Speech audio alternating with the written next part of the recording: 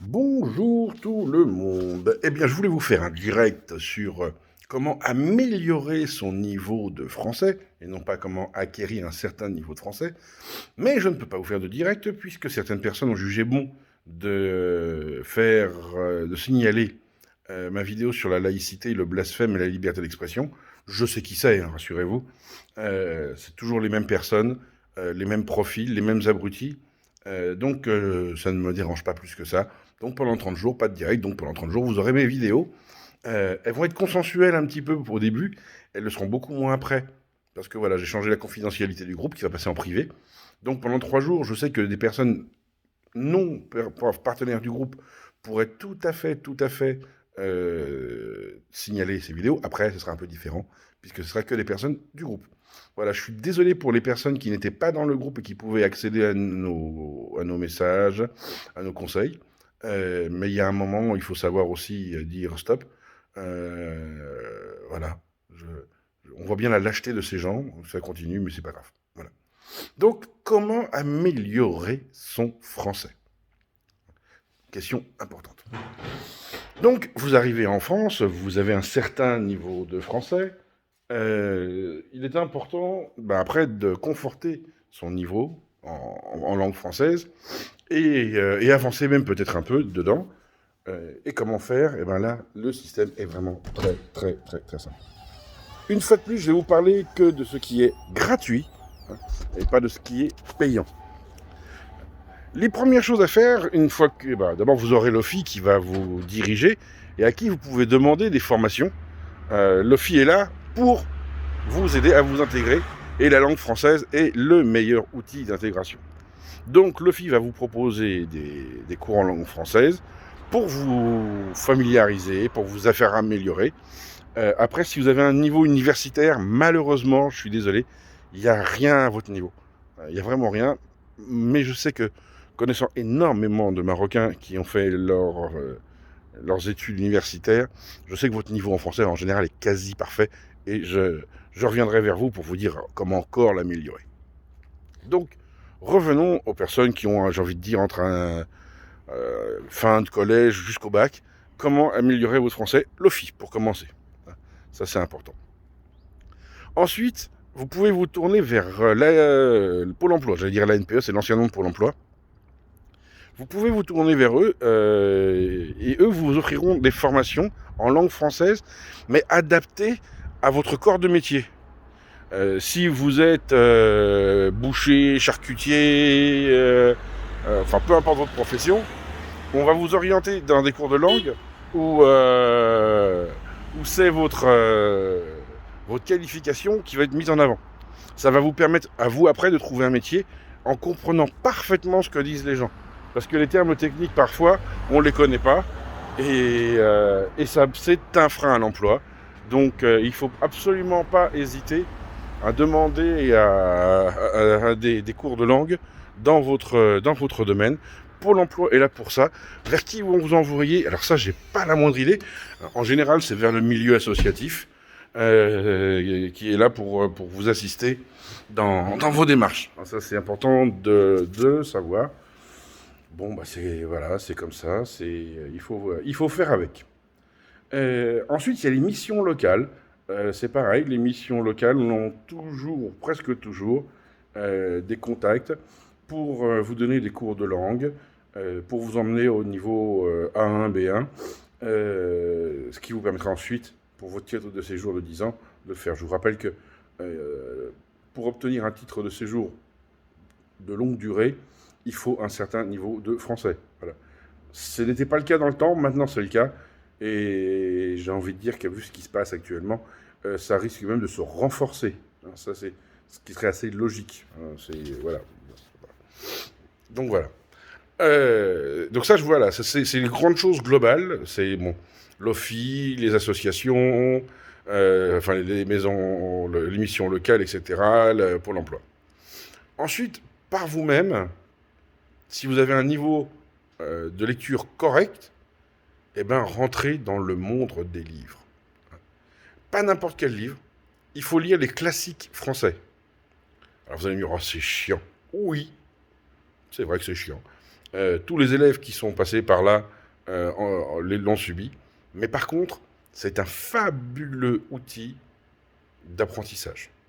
Alors quand je vous parle des classiques, je vous parle de Rabelais, je vous parle de Molière, de La Fontaine, de tous ces... de Rimbaud, Chateaubriand, enfin, tous ces grands, Voltaire évidemment, tous ces grands auteurs du 15e au 18e siècle, qui réellement, même au 19e, qui réellement vont vous apporter un grand plus. Alors, vous lancez pas tout de suite sur du Zola ou sur du Victor Hugo. Ce sont des auteurs qui sont fabuleux, attention, mais extrêmement difficiles à lire. Donc, il vaut mieux être humble et commencer par les petits Voltaire, les petits Rousseau, les trucs comme ça, qui vont vous apporter beaucoup de vocabulaire et beaucoup de grammaire aussi, parce que comme ça a été écrit dans des années où la grammaire était primordiale, ça utilise des temps incroyables qui vous font réfléchir, c'est impressionnant, et vous allez voir que ça va passer. Ce que je vous conseille quand vous faites une lecture comme ça, hein, c'est évidemment de toujours être dans la recherche. C'est-à-dire, vous écrivez avec à côté de vous un papier, un crayon, et chaque mot que vous ne connaissez pas, vous le notez. Il n'y a pas de honte à ne pas connaître un mot. Il y a beaucoup de gens qui disent « Ah là là, je ne connais pas, j'ai honte, j'ose pas demander ». Pourquoi tu n'oses pas demander? Au pire, tu vas progresser. Donc, il ne faut pas hésiter. À qui demander? À Monsieur Dictionnaire. Monsieur Dictionnaire connaît à peu près tous les mots, et si vous ne l'avez pas, vous demandez à Google, qui a souvent pas mal de bonnes définitions. Il n'y a pas que du top sur Google, je sais, mais on est quand même dans le plus correct quand on est chez Google. Donc voilà, l'idéal, ce serait d'avoir tous une encyclopédie.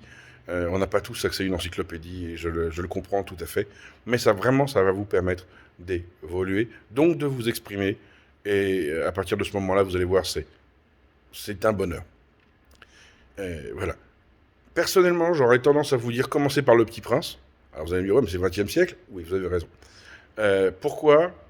Parce que Le Petit Prince, c'est probablement le livre le plus universel de la littérature française, et qui est un tremplin et vers la tolérance, parce que c'est un livre sur la tolérance absolue, et vers la langue française, vers l'imaginaire, et c'est juste magnifique, Le Petit Prince, faut pas se mentir. Hein, faut aller là où on veut aller, et Le Petit Prince, c'est juste splendide. Après, toujours les mêmes recommandations. Rencontrer des Français, parler français, c'est important. J'ai envie de dire, aller dans les cafés lecture, les choses comme ça, mais avec la pandémie, c'est pas possible.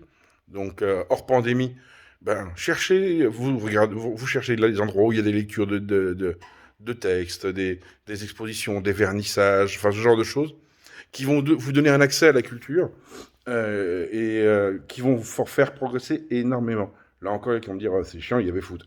Oui. En même temps, c'est pas le PSG qui va vous faire progresser, ou l'OM, ou autre chose. Hein, voilà. Faut être absolument sincère. On ne peut pas faire tout comme on en a envie.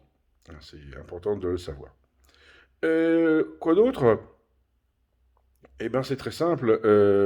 Après, la télé est toujours en français. Évitez les chaînes dans votre langue tant que vous n'avez pas le niveau voulu, sans pour autant vous couper de votre langue, parce que j'ai l'expérience, par des personnes que je côtoie, de voir qu'il est très très facile de perdre même sa langue natale parce qu'on ne l'utilise pas.